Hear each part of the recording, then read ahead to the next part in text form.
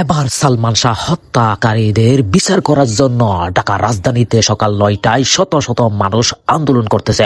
তাদের একটাই দাবি, যতক্ষণ পর্যন্ত না সালমান শাহর হত্যাকারীর বিচার হচ্ছে না ততক্ষণ তারা রাজপথ ছাড়বে না। তারা ততক্ষণ পর্যন্ত রাজপথে আন্দোলন চালিয়ে দেবে এবং মাননীয় প্রধানমন্ত্রী তারেক রহমানকে কঠিন হুঁশিয়ারি দিয়ে বলছেন, আপনি যদি সালমান শাহ হত্যাকারীর বিচার করতে না পারেন তাহলে গদি ছেড়ে দিন। আমরা যিনি পারবেন সালমান শাহ হত্যাকারীর বিচার করতে, আমরা তাকে প্রধানমন্ত্রী বানাবো। কঠিন হুঁশিয়ারি ভয়াবহ একটা পরিস্থিতি সৃষ্টি হয়েছে। বিস্তারিত সম্পূর্ণ ভিডিও দেখতে থাকুন। আবারও রাজপথে সালমান শাহ ভক্তরা, কণ্ঠে ক্ষোভ আর স্লোগান। কেন ৩০ বছরেও অধরা প্রয়াত নায়কের হত্যাকারীরা? কেন তদন্তের নামে বারবার পেছানো হচ্ছে বিচার? মামলার ৪ নম্বর আসামি খলনায়ক আশরাফুল হক ডন গ্রেপ্তার হলে মূল আসামিরা কবে গ্রেপ্তার হবেন, সেই প্রশ্ন ভক্তদের। ডন গ্রেফতার হওয়ার পরে এই মেসেজটা আসছে আমাদের সালমান শাহ ভক্ত গ্রুপের একজন অন্যতম ব্যক্তি মামুনের টেলিফোনে। তারপরেও যদি মুস্তাক বা তোমরা শিওর হতে চাও কার ছেলে, আমি ডিএনএ করলেই তো বার হয়ে যায় কার ছেলে। সালমান শাহ হত্যা মামলায় যখন ডন গ্রেফতার, জড়িত থাকার অভিযোগে আলোচনায় ডিপজল ও ডলি জোহর, তখনই মিডিয়ায় নতুন করে ঝড় তুলল সালমান শাহ সামিরার সন্তানের গুঞ্জন। সালমানের ফ্ল্যাটটা বন্ধ ছিল না, ওনার যে ফ্ল্যাটের যে মালিক বর্তমান তারাই ওই ফ্ল্যাটে আছে। সালমান শাহর কবর উঠিয়ে নয়, সেই ফ্ল্যাটেই মিলল চাঞ্চল্যকর তথ্য। যে দড়িটি সেখানে ব্যবহার করা হয়েছে সেটা ডন স্বীকারোক্তিমূলক জবানবন্দি মতে ডন নিজে তার মাথায় বেঁধে সেখানে নিয়ে গিয়েছিল বাড়িতে। সেদিন এখানে আজিজ মোহাম্মদ ভাই ছিল, উপস্থিত ছিলেন, স্বামীরাও ছিলেন, অন্যান্য আসামিরা ছিল। তাকে প্রথমে তার নাকে মুখে ক্লোরোফর্ম দেওয়া হয়। অভিনেতা ডন গ্রেপ্তার হয়েছে, তারপর থেকে আসলে আমাদের সালমান ভক্তদের মানে ঈদের আনন্দের মতো লেগে গেছে আর কি। আসলে দেখেন, গত 30 বছর যাবত আমাদের একটা অপেক্ষা, 30 বছর যাবত মানে একটা আসামিকে একটা টাচ পর্যন্ত করতে পারে না কেউ, ধরা তো দূরের কথা। এখন যখন উনি গ্রেফতার হলো তখন মানে আমরা শোনার পর খুব আমাদের সালমান ভক্তদের খুবই ভালো লাগতেছে। অনেক সুপ্রিয় দর্শক, ফাফ বাতকেও ছাড়ে না, এমন একটা কথা আছে। সুপ্রিয় দর্শক, সত্যের মৃত্যু নেই। অবশেষে সত্য বেরিয়ে এলো সেই সালমান শাহ হত্যাকাণ্ডের আসল রহস্য। সুপ্রিয় দর্শক, এত বছর যাবৎ মানুষ বিশ্বাস করত সেই সুপারস্টার সালমান শাহ আত্মহত্যা করেছিল, কিন্তু সেটা মিথ্যে ছিল। সত্য বেরিয়ে এলো, 3 জনের চক্রান্ত করে, অর্থাৎ সামিরা হকের পরিবার ষড়যন্ত্র করে ডনের মাধ্যমে ডনকে 12 লক্ষ টাকা দিয়ে সেই সুপারস্টার সালমান শাহকে হত্যা করা হয়েছিল। সুপ্রিয় দর্শক, ঠিক এই কথাটাই প্রায় 30 বছর যাবৎ সালমান শাহর মা বলে আসছিল। সুপ্রিয় দর্শক, তাহলে চলুন আমরা সেই ভিডিওর অংশ বিশেষটা দেখে আসি, অর্থাৎ বিস্তারিত আলোচনাটা দেখে আসি। আমি আর কথা বলাচ্ছি না, আপনাদের কাছে একটা জিনিস রিকোয়েস্ট করবো, আমাদের চ্যানেলটি অবশ্যই সাবস্ক্রাইব করবেন। আমাদের আর কিছু চ্যানেল সাবস্ক্রাইবের জন্য আমরা বেঁচে আছি। সুপ্রিয় দর্শক, অবশ্যই চ্যানেল সাবস্ক্রাইব করবেন। তাহলে চলুন বিস্তারিত ভিডিওটি দেখে আসি। যে দড়িটি সেখানে ব্যবহার করা হয়েছে সেটা ডন স্বীকারোক্তিমূলক জবানবন্দি মতে ডন নিজে তার মাথায় বেঁধে সেখানে নিয়ে গিয়েছিল বাড়িতে। সেদিন এখানে আজিজ মোহাম্মদ ভাই ছিল, উপস্থিত ছিলেন, স্বামীরাও ছিলেন, অন্যান্য আসামিরা ছিল। তাকে প্রথমে তার নাকে মুখে ক্লোরোফর্ম দেওয়া হয়। ক্লোরোফর্ম দিয়ে তাকে অচেতন করা হয় এবং তার অচেতনটাকে তাকে আরও গভীর করার জন্য, নিশ্চিত করার জন্য তাকে ইঞ্জেকশনও দেওয়া হয়। তারপরে পরবর্তীতে তার মৃত্যুটাকে নিশ্চিত হওয়ার পর তাকে ফ্যানের সঙ্গে দড়ি দিয়ে ঝুলিয়ে রাখা হয়।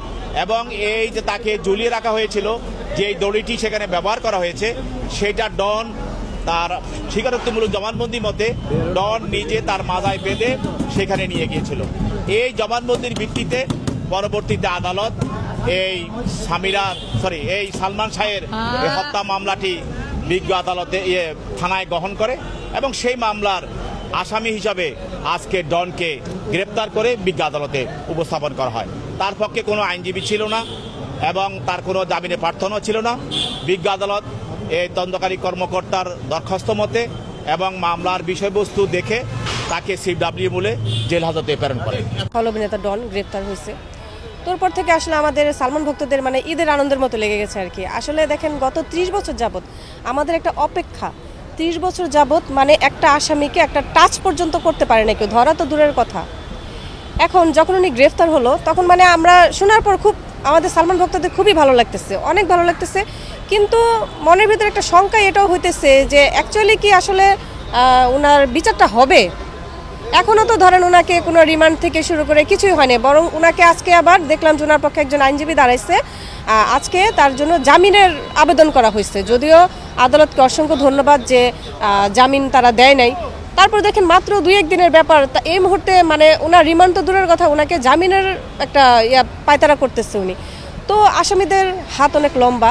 তো আমি বলবো মানে ডন কি মানে ওনার কি মস্তিষ্কে কোনো সমস্যা, যে একটা আসামির গত 2025 সালের 20 অক্টোবর থেকে তার দেশ ত্যাগ করার নিষেধাজ্ঞা জারি হয়েছে, সেই আসামি কিভাবে পাসপোর্ট করে, কিভাবে মানে সৌদি যাওয়ার মানে হজ করার পরিকল্পনা করে, কিভাবে সে ওই বিমানবন্দরে যায়। তো উনি কি মানে ওভার কনফিডেন্টে এই কাজটা করতে চাচ্ছে, মানে এটা আমার মোটেই মাথায় আসতেছে না। সুস্থ মস্তিষ্কের মানুষ তো এভাবে এই কাজ করতে পারে না। এখন ওনাকে রিমান্ডে নেওয়াটাই তো 100% জরুরি।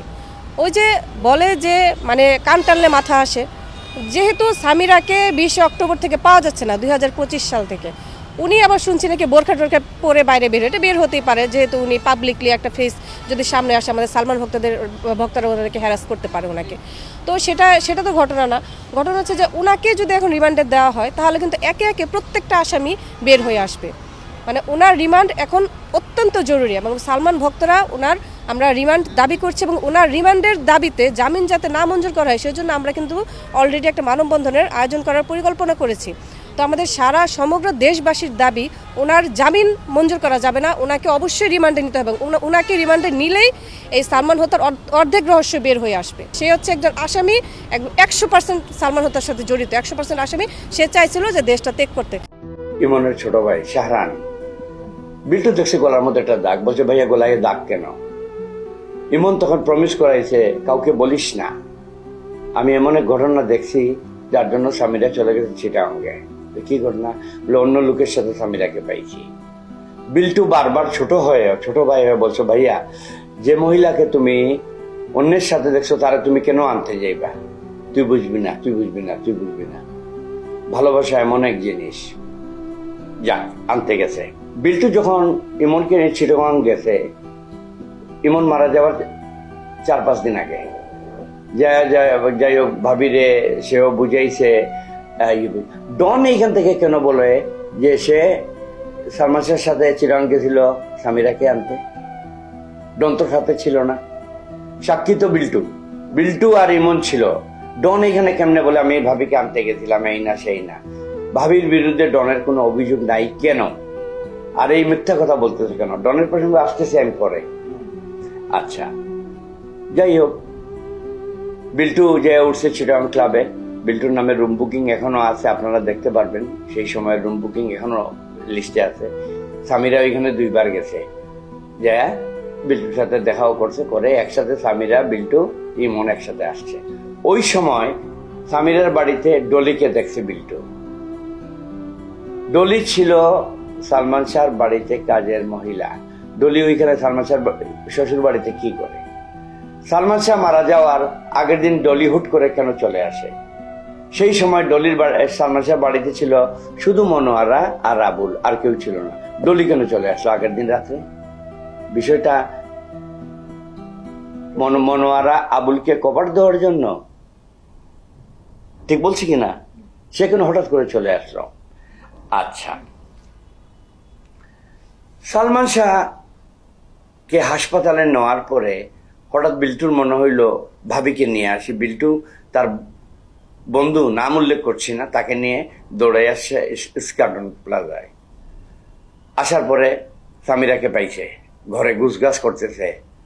সামিরা তখন কিচ্ছু বলার আগে দৌড়ে এসে বিল্টুর পায়ে ধরছে, ভাইয়া ভাইয়া আমারে মাফ করে দে, আমারে মাফ করে দে। তোমাকে কেন মাফ করবো? আমার ভাইয়ের কি হয়েছে এটা বলো। যখন জোরে শাউট করছে, সামিরা দরজা দিয়ে দৌড় দিছে। বুঝতে পারছেন ব্যাপারটা মামা? বুঝতে পারছো? দৌড় দিছে। দেওয়ার পরে বিল্টু তার বন্ধুরে বলছে ধর ধর ধর ধর, উনি চলে গেছে দৌড়াইয়া। ঠিক আছে, বিল্টু নিজের হাতে ঘর তালা দিছে। তালা দেওয়ার পরে বিল্টু যখন লিফটে উঠলো তার বন্ধুকে নিয়ে, বন্ধুর নাম কিন্তু আমি উল্লেখ করতে